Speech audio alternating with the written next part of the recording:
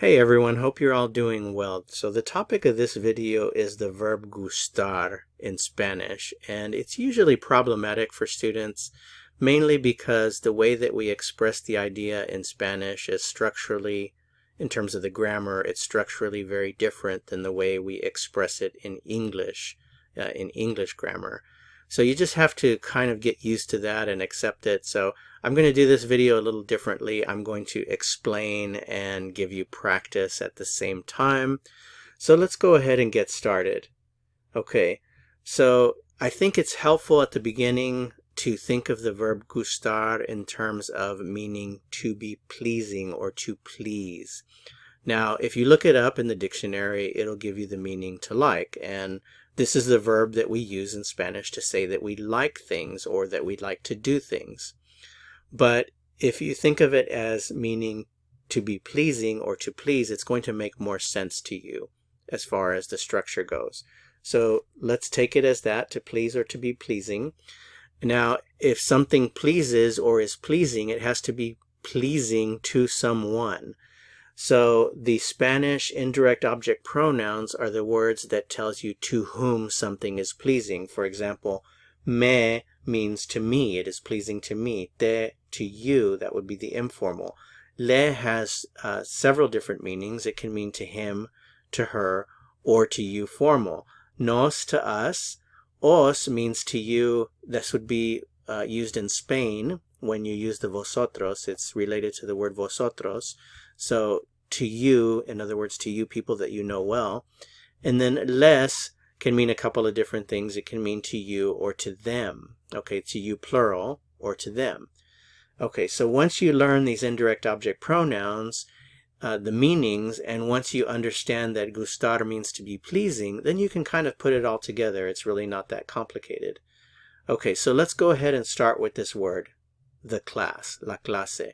So in English, I would say, hey, I like the class. It's great. I like the class.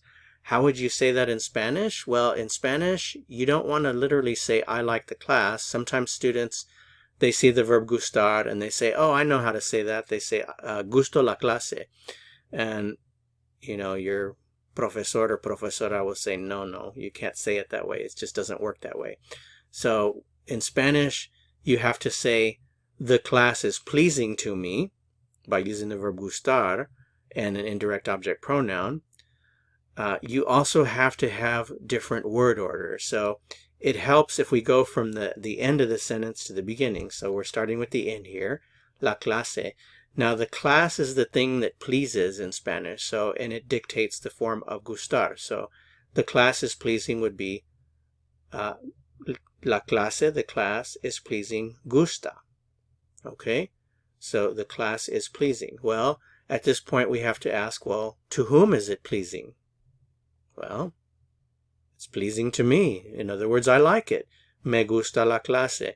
And there you have a nice example of the verb gustar in the present tense. If you ask me, how do you say I like the class? I will say, you have to say, me gusta la clase. So the word order is also different in Spanish. We put the indirect object pronoun first. We say, to me is pleasing the class. That is the way that it functions in the mind of a native Spanish speaker, structurally. Me gusta la clase. Okay, so far so good, I hope so. Okay, so let's make it plural. If I want to say I like the classes, you know, you're a student here at this university and you want to say, oh, I like the classes, they're great. Well, how do you say that in Spanish? So in Spanish we would say the classes, I can't say is pleasing because it's plural, I have to say are pleasing. Well, that wouldn't be gusta, it would be gustan. The classes are pleasing. Las clases gustan. The classes are pleasing. To whom? To me. Me gustan las clases. Me gustan las clases. So I like the classes. Remember, singular, it would be me gusta la clase. The class is pleasing. Plural, me gustan las clases. The classes are pleasing. So whenever you're dealing with a single noun, it's always going to be gusta. When you're dealing with a plural noun, it's always going to be gustan. And that's it. We don't use other forms. Okay. The only thing that can change here is the indirect object pronoun. In other words, if someone else likes the classes. So that's We'll get back to that in just a second, but I'm going to give you an example now with an infinitive. So we say that we like things or we like to do things when we use the verb gustar. So I'm going to give you an example here of the idea I like to study. So if you wanted to say I like to study in Spanish, well, we start with estudiar, to study. So to study literally is pleasing. With an infinitive, the rule is it's always singular, the form of the verb, so it's just gusta. So to study is pleasing to whom? Well, to me. Me gusta estudiar. I like to study. Spanish word order is different. We start with the indirect object pronoun. So to me is pleasing to study, or you could think of it as studying. To me is pleasing studying. Me gusta estudiar. What does that mean in English? I like to study. Me gusta estudiar. Me gusta estudiar. Okay, so let's go ahead. So that was with an infinitive. Let's go ahead and go back to using a noun. So gustar with a noun. So remember, singular noun, always the singular form of the verb. So the class is pleasing to me. Me gusta la clase. I like the class. How about if it's someone else that likes the class? If I want to say you like the class, and I'm using tú, the informal you, well, in this case, it would be the indirect object pronoun te from that list that we looked at the beginning. So I would say te gusta la clase. Te gusta la clase.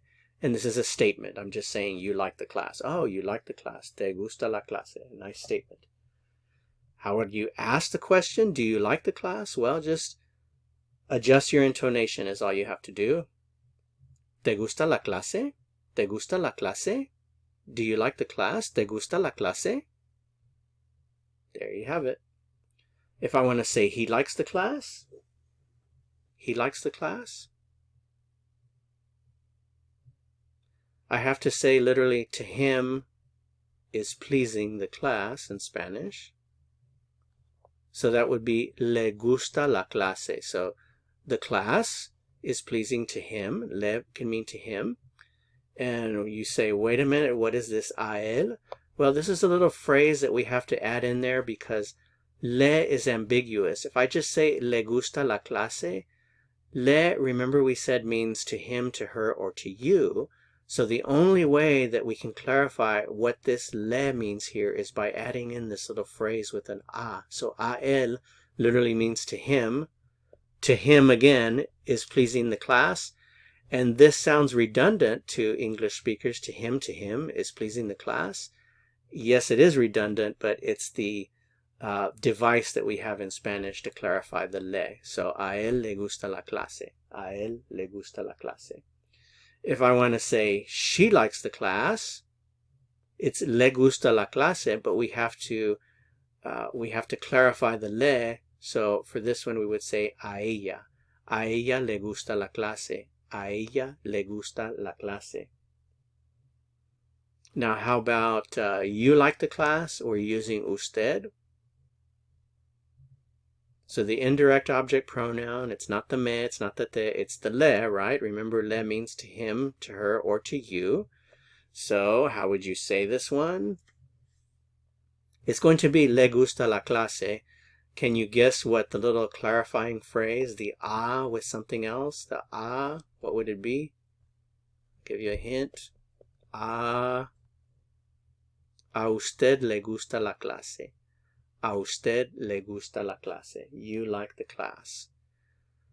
So again, just to summarize, if you say le gusta la clase to the person that's hearing you, or if it's printed on a page, if they're reading it, it's ambiguous. If you just say le gusta la clase, we don't know if it means he likes the class, she likes the class, or you like the class. So we use these little phrases to clarify. We use the a él to mean to him, the a ella to her, or the a usted to mean to you. Okay? So I hope that makes a little bit more sense. How about, how would you say we like the class? Notice I'm just going down the list of indirect object pronouns here. We've done the me, we've done the te, we've done the le. Now what's the next one is nos, right? nos gusta la clase. The class is pleasing to us. Now, we don't need a clarifier for nos because it only means one thing, so we just say nos gusta la clase. There is actually a phrase that you can put in front of it, which is a nosotros nos gusta la clase. It's not necessary. If you hear that, it's usually used for emphasis. Like if you would say in English, no, we like the class, right? You're emphasizing the we. The way that you can emphasize the nos in Spanish is by adding the a nosotros, because it's not necessary. So, okay, nos gusta la clase. How about you like the class? We're using ustedes. In other words, some places, the U.S., you might say y'all like the class. The class is pleasing to you. You like the class. A ustedes les gusta la clase, okay? Les is ambiguous. If I just say, it would be the class is pleasing to you, but remember, les can also mean to them, so we have to put in that clarifier. A ustedes les gusta la clase. Now, the last one, if I'm going down the list of indirect object pronouns, the me, te, le, nos. We didn't do an example with the os, but here we're with the last one, les. So if I want to say they like the class, it would be les gusta la clase, but in order to clarify the they, you have to have a little phrase. Can you guess what it is? It will either be a ellos les gusta la clase or a ellas les gusta la clase. Okay, well, basically it's just a matter of memorizing your indirect object pronouns.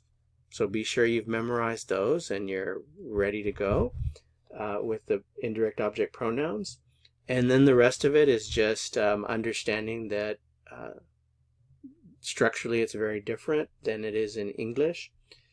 And hopefully you're ready to use the verb gustar in Spanish. Okay. Remember, practice makes perfect, so the only way you get the skill is to practice. So the more that you force yourself to practice using gustar, the better off you'll be in the long run. And, if you really focus and practice, you get to the point pretty quickly where you don't even have to think about it. You'll just, say it naturally. Okay. Now, at this point, the only other thing for you to be aware of is the fact that there are other verbs. There are a few other verbs that function like gustar. So let's take a look at those other gustar type verbs.